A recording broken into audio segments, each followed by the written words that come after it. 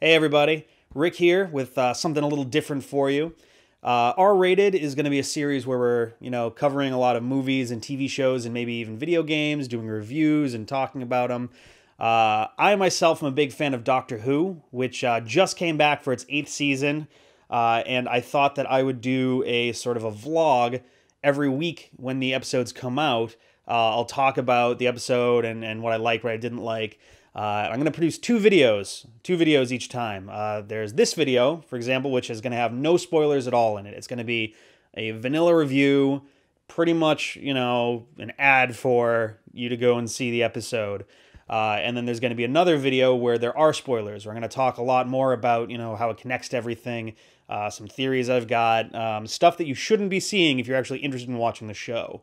So without further ado, deep breath.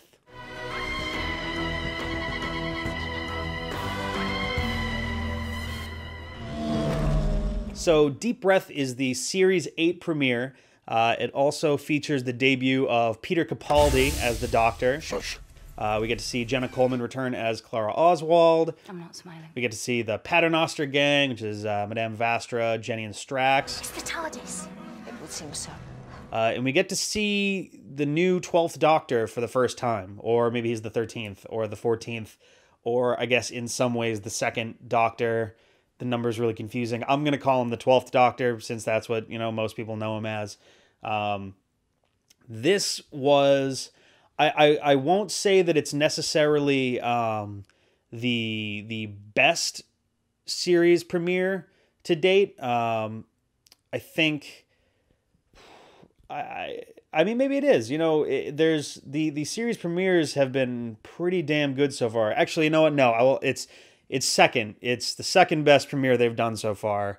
I'd say that it loses to the Series 6 premiere, which is The Impossible Astronaut, I think. Yeah, The Impossible Astronaut, the one on Lake Silencio. And just barely ekes out the Series 7 premiere, which is, Asylum of the Daleks. And that's more just because we kind of see a really dark side of Amy and Rory. I don't have a husband. But Deep Breath is my number 2 premiere so far since Doctor Who's come back. And it is definitely, in my mind, the most meaningful of all of them. Usually the season premiere with Doctor Who, with the exception of the very first one, because they had to set everything up for the first time, the series premiere has usually been used to sort of remind people of what's going on, bring everyone into it, continue the adventure, that sort of thing. This one does something really different because we all kind of knew when when Series 7 was ending and when the 50th anniversary special happened, and then we had the Christmas special where the 11th Doctor regenerated into the 12th. We kind of knew that it was going to be big. The Doctor was not supposed to be able to regenerate again, and for reasons that I won't spoil here, in case, for whatever reason, you haven't seen that one, but you're watching this. He did regenerate, and now we have the 12th Doctor.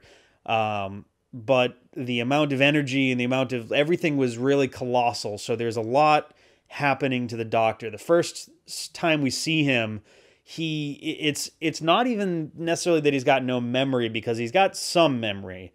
Not very much. It's almost blank entirely. What's interesting is that he seems to be having a hard time associating things too. Like things that he is learning, 1 second, 10 seconds later he's already forgotten again. He's not retaining anything. So it's almost like he's gone back to, like a factory default sort of setting. Much of the first half kind of revolves around him not really knowing who he is. So we get shades of the 8th Doctor from the movie. We get a little bit of the 10th Doctor from the Christmas Invasion. But so we get to see Peter Capaldi play a Doctor who doesn't really know anything, even about himself. So it's interesting to see him play that up, especially when, the 9th had it a little bit, the 10th had it a lot, and the 11th had it even more, just the sort of ego from knowing everything. They knew everything there was to know, and therefore everyone else is stupid. And the 12th Doctor is kind of the opposite. He doesn't know anything, and therefore everything that people tell him is stupid because it doesn't make any sense. So you get this sort of weird, bizarre version of him. Why is there only a bed in it? Because it's a bedroom. It's for sleeping in. The episode is really, really powerful in more ways than I was really expecting from a premiere, and in different ways from stuff like The Impossible Astronaut, where it was like a wham factor. This one's a bit more, it kind of gets you deep. The themes are really heavy, but they're really accessible, I guess. There's a lot of like identity and memory and self, or the loss of self. You know, can you forget who you are? Can you become someone else? Or are you kind of hardwired to always be a certain way? So you get to see the Doctor kind of run through these motions in his brain and try to figure out what he is. Not even who he is, but what he is. And the identity thing comes back because he recognizes his face. We kind of knew ahead of time that there was going to be something to do with... So Peter Capaldi has already been on Doctor Who twice. Well, Doctor Who once and Torchwood once. He appeared in Series 4 of Doctor Who. He was in The Fires of Pompeii. He was Caecilius. And then he appeared again in Torchwood Season 3, I think it was, Children of Earth, as John Frobisher. I don't know if they're going to connect that one, because that's a little bit trickier, but he's made it apparent that he's known his face before. He's seen his face before. So you get this sort of feeling that like he's gonna be doing a little soul searching, and it's kind of powerful, especially considering how the last season ended. The Christmas special in particular, or not the Christmas special, the 50th anniversary special, where he has a quest, kind of, and now he's not even really sure of what he is. So is he going to continue that quest? Is he going to forget the quest and have to be reminded of it? Or is that maybe the one thing he's got left? So there's a lot kind of at stake right now. He's definitely a very different Doctor. He's a little bit harsher. He's a little bit rawer. He's a little bit, it's not edgier per se, definitely darker though. The way I understand, he's got some shades of the Seventh Doctor, where near the end he started to get a little bit more manipulative, even of his friends, as a means to an end. And so long as it all worked out in the end, that's fine, because, we all survived. Yay, awesome. But this version of the Doctor seems almost, I don't want to say like sociopathic in a weird sort of way. Like he still cares, sort of. And as the episode goes on, we kind of see that he's remembering, at least bits of his sort of built identity over the years. He's really reminiscent of the first Doctor, actually, more than anything else. The first Doctor at the beginning was very self-serving. In the very first serial, the first Doctor almost murdered some cavemen, and it took his companions telling him no in order for him not to. I think this has some shades of that, where we have a bit more of a dark, edged, not edgy, but like he's a little rougher, I guess. He's blunter, I guess is probably the best word for it. He doesn't really beat around the bush. He doesn't use flowery language. He pretty much just says, "This is how it is. So what are we going to do about it?"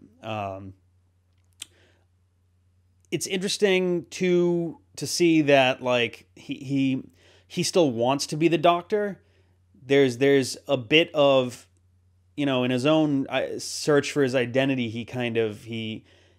he sort of starts figuring this stuff out. And I think by the end, he kind of realizes that he's got a ways to go before he finishes. He's talked before in previous iterations about how he's not done cooking yet. And I think it's kind of the same here. He's really not quite done becoming the Doctor. So he's got a little bit more going on there. As far as the episode itself, beyond the plot and more going into the technical side of things, the shooting of it, or the filming of it, was really, really well done. Like I kind of hope they keep it up, because this one felt a lot more like a movie than the last season did.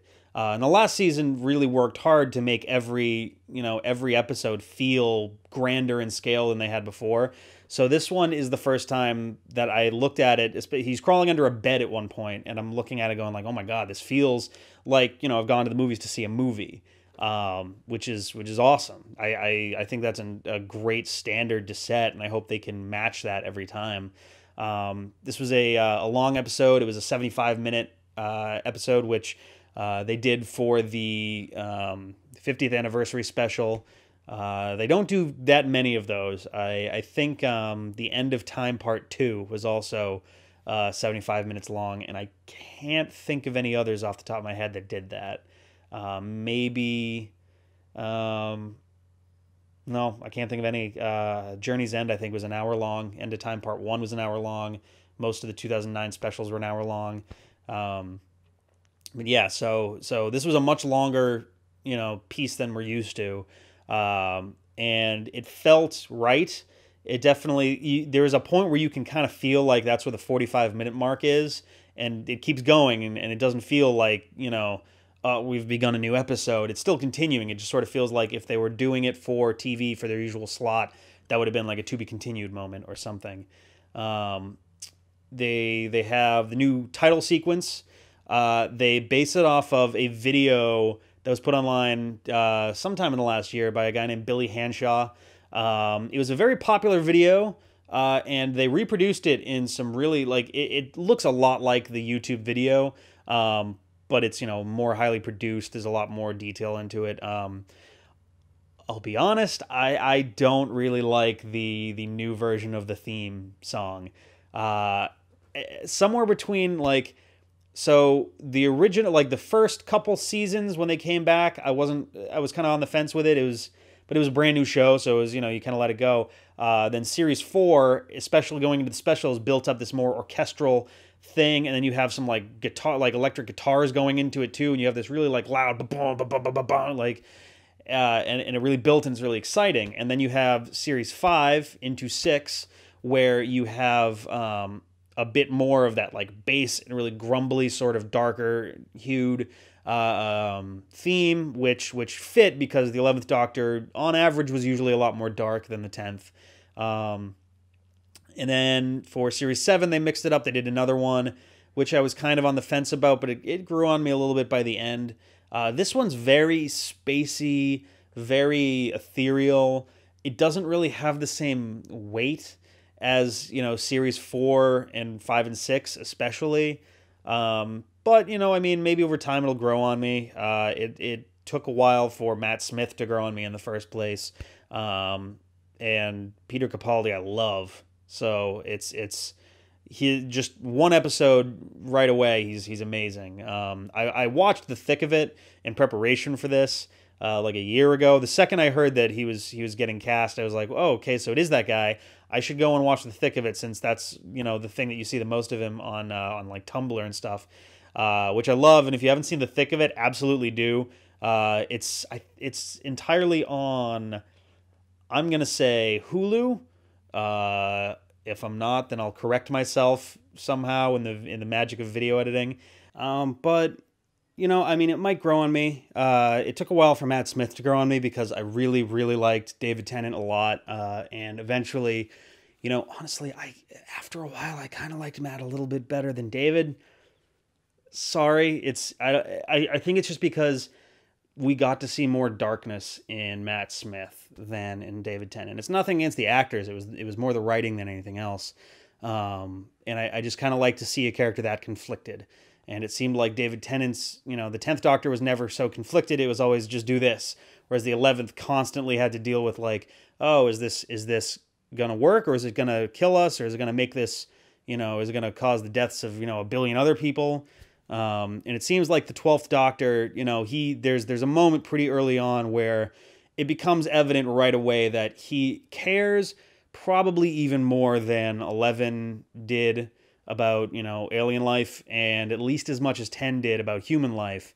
But yeah, he's got that dark edge to him that means he's not messing around. And I feel like he isn't going to show how much he cares, as visibly as 10 and 11 did. But yeah, so there's the title sequence. I love the Paternoster Gang. They're a fun element, and there have been rumors for a while that they were working on a treatment for a show for them.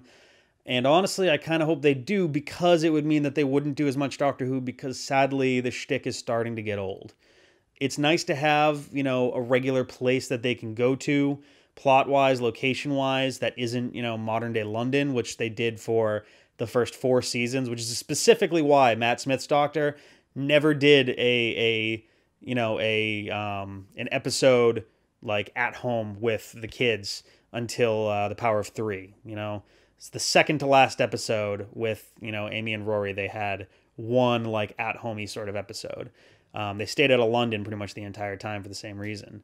But it's nice to know they have a second sort of location they can go, and they've been using it more than they've actually used modern day London with Clara. But a lot of the jokes are starting to get a little old, a little stale. They're coming up with some new stuff, but it's Doctor Who is a platform for a lot of creativity and a lot of really inventive ideas and inventive writing. And I mean, we've had Neil Gaiman. I don't know how to pronounce it. I'm really sorry. Neil has written for the show, which was amazing. The Doctor's Wife is one of my favorite episodes. And there's a lot of brilliant writing going on. I just want to see them flex those muscles. And thankfully, I think that the Doctor's sort of spotty memory might help that. They might be able to bring back some stuff and not have it be as obvious to him and make it a bit more of a mystery. So overall, I'm a big fan of Deep Breath. It's one of the best, season intros that there's been so far. I got to see it in the theaters, which was amazing. Obviously, they're not going to be running in the theaters anymore by this point. But then again, they did, I think, Rise of the Cybermen. They just randomly did in theaters like a couple of weeks ago for some reason. So maybe they will. Maybe they'll rerun it. Honestly, I wouldn't even necessarily mind if they ran, the more important episodes in theaters, like the premiere and the finale. If they did mid-season breaks, which they're not doing this year, but they've been doing those, for their last couple of years. If they want to do one of those again, the mid-season break and the mid-season premiere would be good to have in theaters too. It just, I don't know. I'm a fan of going to the movies. I like the atmosphere. Everything feels bigger. And it fits the dramatic filming and the dramatic characters and the darker edge a lot better. So if you haven't had a chance to see it, I have no fucking clue how the BBC schedules its shows. So good luck. I'm sure it'll be on one of those, digital video on demand services eventually. I know that I think Netflix usually does Doctor Who. I think they've got all of the new stuff, but their contracts usually specify that they can't do the current season. So maybe not for a little while there, but definitely check it out if there's a rerun sometime. And yeah, I think that'll be it for this week for no spoilers. If you want to check out, the other video once you've seen the episode, or if you have already seen the episode, then you can hop over there. Otherwise, we'll see you next week.